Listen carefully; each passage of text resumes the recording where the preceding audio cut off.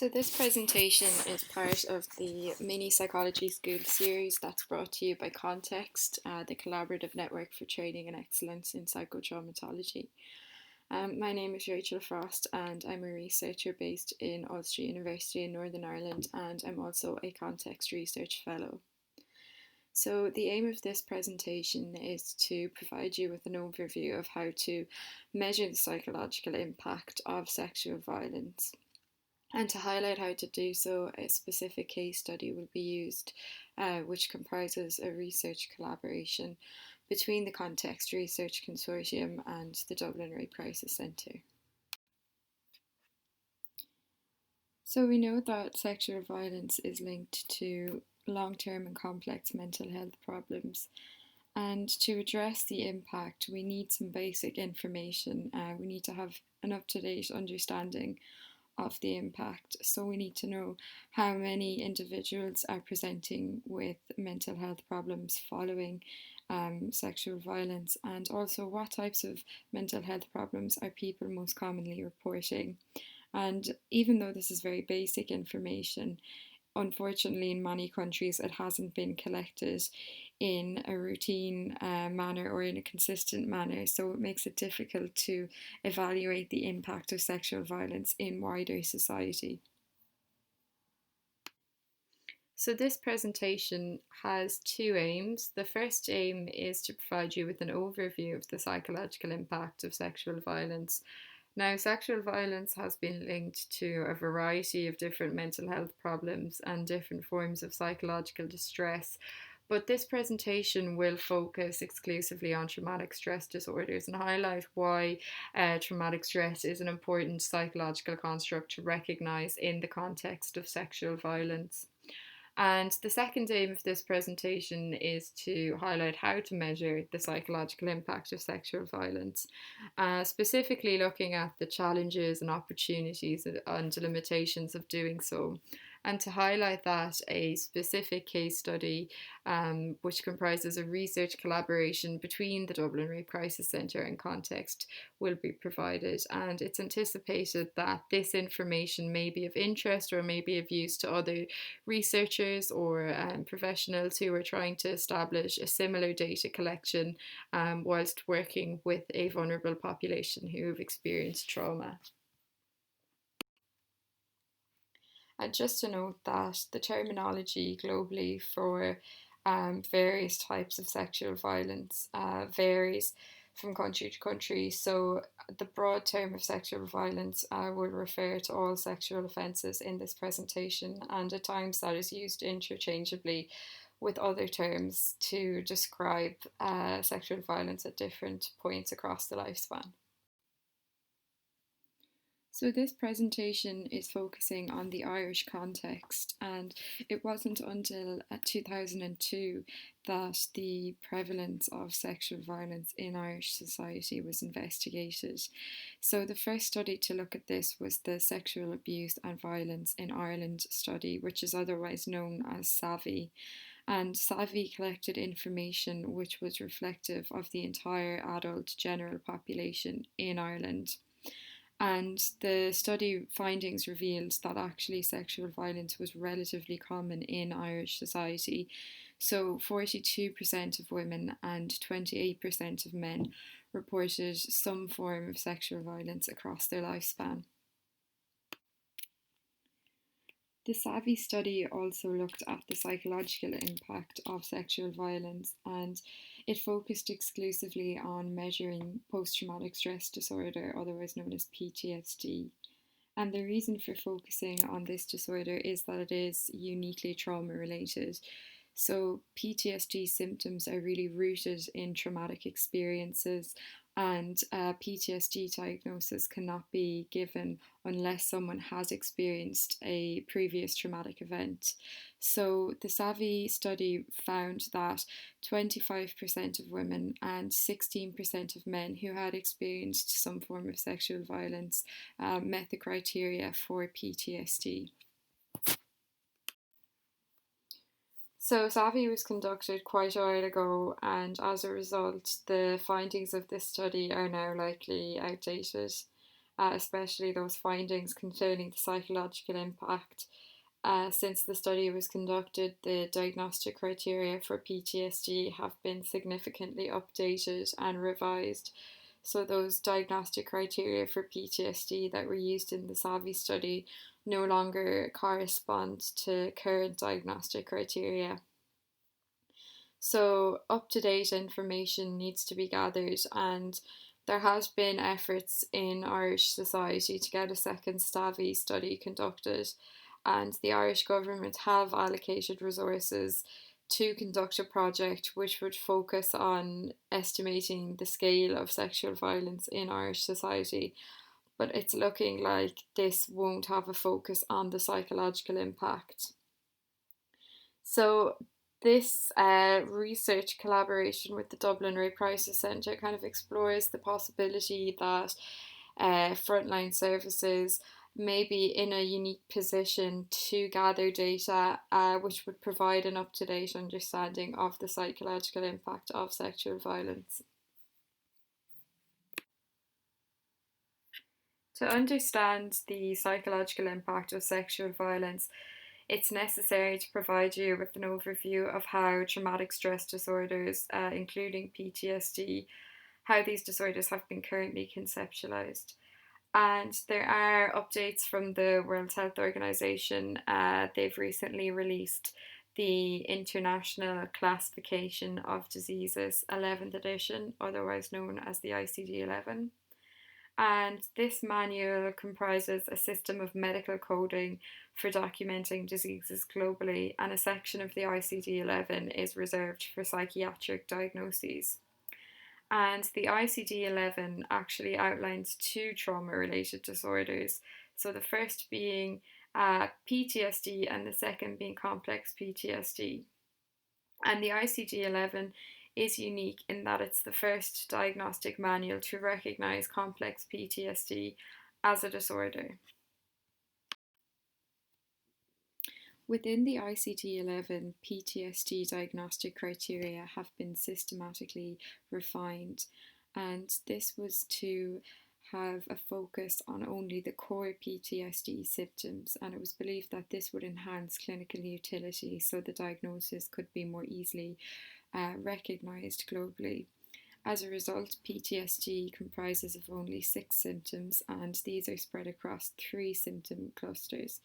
So the first symptom cluster is re-experiencing, and this reflects symptoms such as flashbacks or nightmares. So people experience these involuntary and intrusive memories of parts of their traumatic experience that replay either when they're asleep or awake. The second symptom cluster is avoidance, and this reflects individuals avoiding anything that will remind them of a traumatic experience. So that can be anything internal or external, so such as people, places, events, thoughts, or feelings. And the third symptom cluster is a sense of threat. Now, this reflects feeling on high alert or always feeling on guard, or being really easily startled and jumpy. So, if an individual experiences all of these symptoms, and these symptoms are accompanied by functional impairment, then they would meet the criteria for ICD 11 PTSD. And functional impairment encompasses any difficulty in your day to day life. So, these symptoms would impair your ability to go to school, to go to work, to care for children, or any other important activity. So the ICD 11 has also outlined a diagnosis of complex PTSD to capture more severe presentations of traumatic stress. And complex PTSD, to qualify for this, an individual must satisfy the previous PTSD criteria and also additional group of symptoms referred to as disturbances in self-organisation. So these disturbances in self-organisation symptoms also comprise 6 symptoms, which are spread across 3 symptom clusters. So the first symptom cluster is affective dysregulation. This reflects difficulties with emotion regulation, so feeling emotionally numb or feeling shut down or having difficulty calming down when upset. The second symptom cluster reflects disturbances in relationships, so feeling distant or cut off from others, or finding it hard to stay emotionally close to others. And the third symptom cluster is a negative self concept, so feeling like a failure or feeling worthless. And again, these symptoms must be linked to significant functional impairment, so difficulty again going to work or school or doing any other important activities. So, if we compare these two trauma related disorders, there's research to show that complex PTSD is associated with worse psychological outcomes. Complex PTSD is associated with higher levels of psychiatric burden, functional impairment, and also lower levels of psychological well-being as compared to PTSD. So these findings reinforce the idea that complex PTSD is capturing a more severe form of traumatic stress. And additionally, given the greater number and variety of symptoms that constitute a complex PTSD diagnosis, it's anticipated that complex PTSD may require a longer course of treatment and also may require different types of psychological interventions.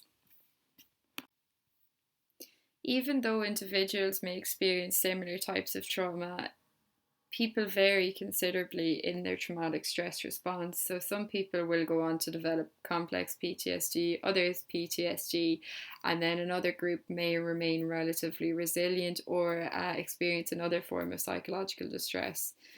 And there's evidence to show that there are certain factors which increase risk of developing either complex PTSD or PTSD.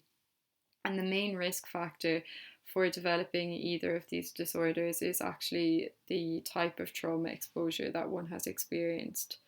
So, single incident or non interpersonal trauma exposure, such as a car accident, a natural disaster, experiencing a fire explosion, that type of trauma is associated with a higher risk of developing PTSD. And then, in contrast, sustained interpersonal trauma exposure. So, interpersonal trauma is where one person is intentionally causing harm to another, such as torture or child sexual abuse or domestic violence. That type of trauma is associated with a higher likelihood of developing complex PTSD. And there's also evidence to show that cumulative trauma exposure is associated with a higher risk of developing complex PTSD. So, cumulative trauma reflects a build-up of trauma, of different types of trauma exposure across the lifespan. So, given that sexual violence has been linked to PTSD and complex PTSD, and also given the interpersonal nature of this type of trauma, and also likely the cumulative nature of this type of trauma, complex PTSD is a very relevant construct to recognise in the context of sexual violence. So, the Dublin Rape Crisis Centre has been one of the frontline services in Ireland. They've been at the forefront of the Irish response to sexual violence for the past 40 years. And the aim of the DRCC is to prevent the harm and heal the trauma of sexual violence. And as such, the organisation provides a range of different services. So they run the national 24-hour helpline, provide training and education courses for people working directly with victim survivors.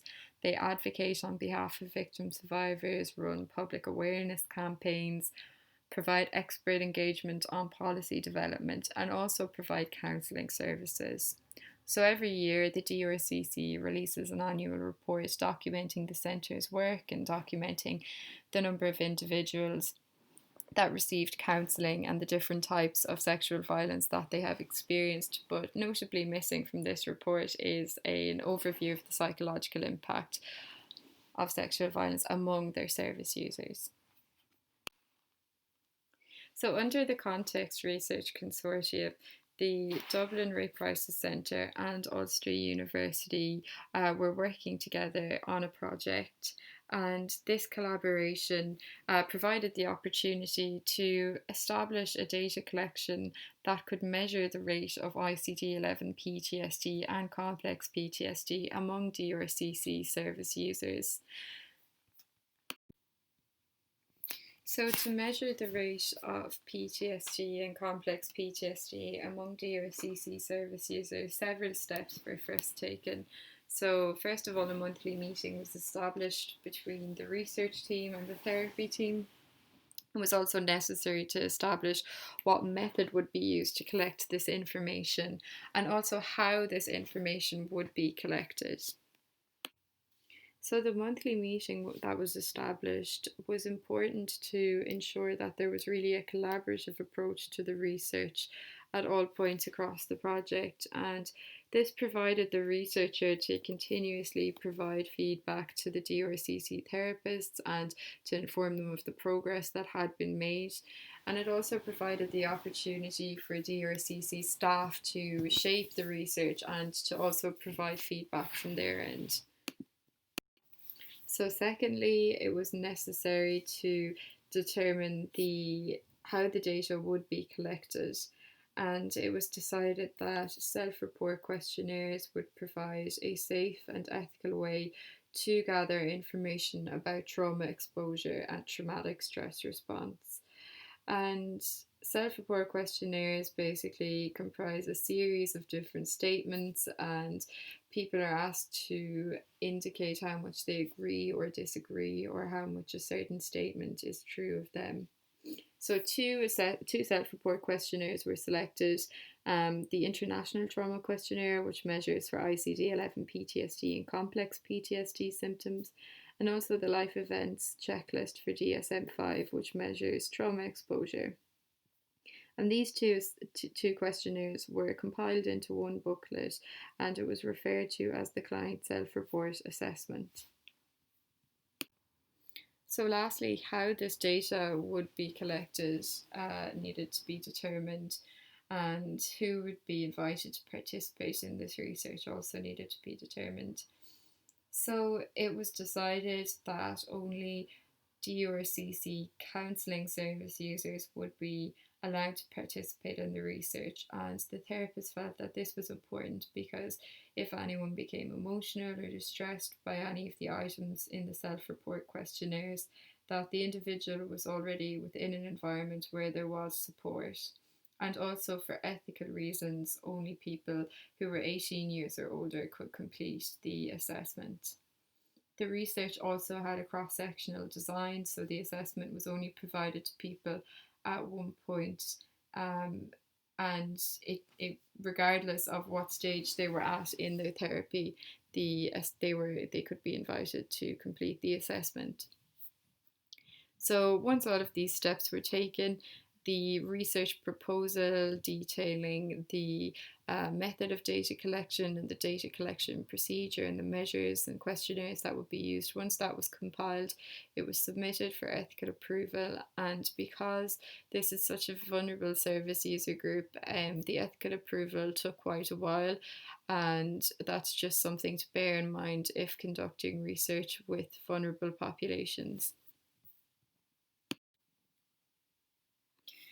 Even though the research that was conducted with the Rape Crisis Centre had a relatively simple research design, given that there were only two self-report assessments or questionnaires that were integrated within the assessment, and given that the assessment would only be provided to participants at one point in time, there were still challenges to conducting this type of research within an organisational setting, and within an organisation that worked with such a vulnerable group. So at the same time, there were opportunities that led to a successful data collection, and it's also important to highlight those, and also the limitations of the data collection and of the research findings will be highlighted to draw attention to where future research is required.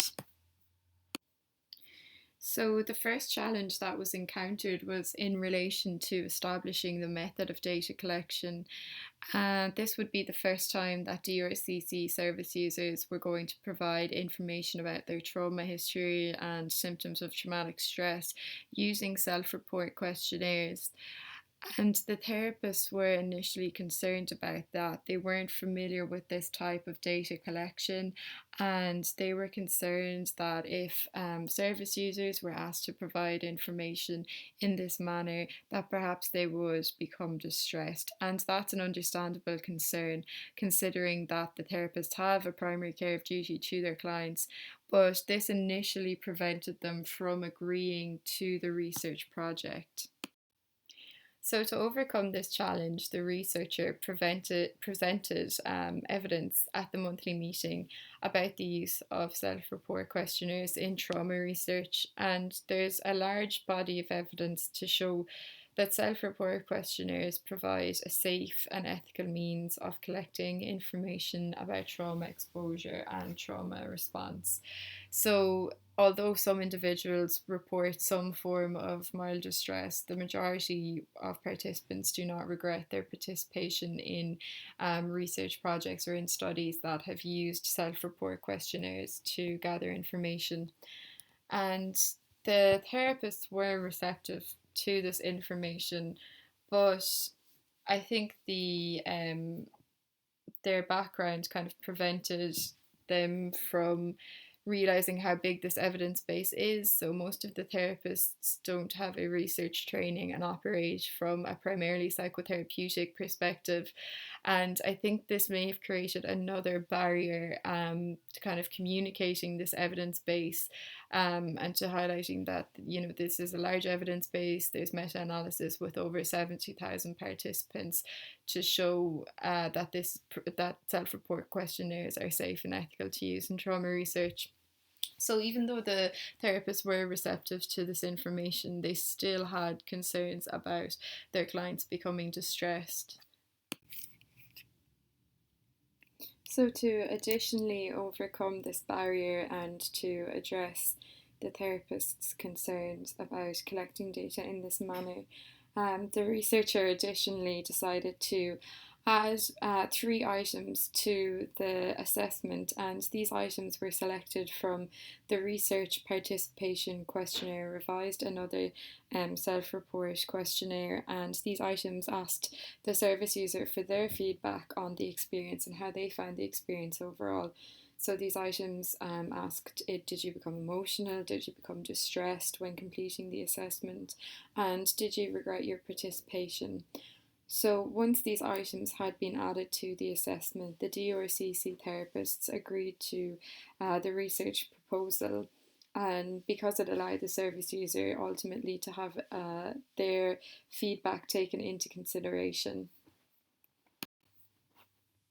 So once the therapists agreed to the research proposal, it was submitted for ethical approval, and once the ethical approval was gained and the assessment was implemented within the organisation, when there were approximately 20 individuals that had participated, the feedback from those three additional items that had been added in was evaluated. So it was found that whilst some participants became emotional, no one regretted their participation, and a lot of people actually reported gaining something positive from the experience. So, reporting that they felt as if they were contributing to increasing the awareness about the impact of sexual assault. And once the therapist saw this feedback and saw that the service users like didn't regret their participation and gained something positive, and that not everyone became emotionally distressed, and that even if someone did, they were in this environment where therapeutic support was available, they agreed to support a continued data collection. So, just reflecting on this challenge, I think part of the reason why this occurred was because of the multidisciplinary nature of the team. Although everyone was working within the field of mental health, the researcher was coming from a primarily academic background and wasn't familiar with the concerns of the therapists.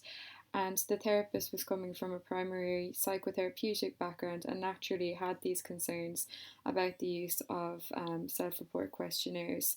So, as a researcher, it's really important to listen to any concerns that other professionals may have and to find ways to generate solutions to those concerns. If the researcher hadn't listened to the therapists in this particular case, the data collection may have never been successful as the therapist's concerns may never have been addressed. Within the client self-report assessment, there was also space allocated to get the feedback from the therapists about their experience of integrating this assessment within a therapeutic setting. And that feedback was also integral to shaping the data collection procedure. So, for example, the therapists identified a barrier, and that was the length of the self report assessment. So, initially, there were 7 self-report questionnaires included. These also looked at a trauma exposure history and symptoms of traumatic stress, but there were additional measures to look at different factors which may influence why an individual would be more likely to go on to develop complex PTSD as opposed to PTSD. And the therapist felt that the client self report assessment was too long. So, when the original measure containing all of these 7 self report questionnaires was used in the therapeutic setting, it took a considerable length of time to complete, and the therapist felt that it was taking too much time away from therapy and that they requested could it be shorter in length. So they decided to allocate between 5 to 15 minutes of the therapy session for a service user to complete the assessment if they wanted to participate in the research. So, to overcome this challenge, it was relatively simple. The researcher removed those additional questionnaires from the assessment and kept only those questionnaires that had been initially central to establishing the data collection. So, kept the questionnaire about trauma exposure and also about traumatic stress response. So, those rates of PTSD and complex PTSD could be estimated. And again, had the researcher not listened to the therapist's feedback, the assessment may not have been integrated within the DRCC. So I think in this case, why this challenge arose was that researchers often have the tendency to want to collect a lot of different information about various psychological phenomena and may stray from the original focus of the research and add in a lot of different additional measures. So, focusing on the core measures in this case likely contributed to a successful data collection because, first of all, focusing on only those core topics meant that there was a shorter version of the assessment that could be used, and the therapists were happy to integrate this shorter version of the assessment within the DRCC. And also, if you have a longer version of an assessment and it is a self report measure, participants may become bored or disinterested if it takes a considerable length of time to complete. And also, considering the vulnerable nature of this participant group, it's possible that they also may become overburdened. So, if you have a time limited research project, such as your bachelor's, master's, or PhD, it may be beneficial to just bear in mind having a streamlined data collection procedure, only including measures or looking at topics that are really integral to your research question or are necessary to collect, and removing anything that is kind of additional or an add on. Of course, if you don't have a time limited research project, you could probably be more creative about how you collect your data and how to collect data about a variety of different psychological phenomena. But in this case, the listening to the feedback of the therapist and creating that shorter version of the assessment likely contributed to the successful data collection. There were also opportunities within this research project, and I think one of the biggest opportunities was the collaborative nature of the project and the monthly meeting that was established with the researcher and the therapists. Listening to the feedback of key stakeholders, in this case the therapists and the service users, really contributed to the success of the research. So I think the monthly meetings created a kind of bottom-up approach to the data collection, whereby the therapists were involved with the process at all stages, and if they ever had any concerns, as the ones that were previously outlined, these were addressed. And I think this really was the reason why the therapists came on board and agreed to this research project. And this kind of bottom up approach and collaborative approach really contrasts a top down approach within organizations where staff are kind of instructed to take on an extra duty that they wouldn't normally do. In this case, collect self-report data using self-report measures. And had a top down approach been used in this project, perhaps the therapist's feedback would have never been gotten, the concerns may never have been addressed, and they may not have agreed to the research project. So overall, the collaborative nature probably provided the biggest opportunity for this data collection and for the research project. So overall, 114 DRCC service users have completed the assessment, and the findings supported that complex PTSD is a very relevant construct to recognise in the context of sexual violence. So 56% of participants met the criteria for complex PTSD and 20.2% met the criteria for PTSD.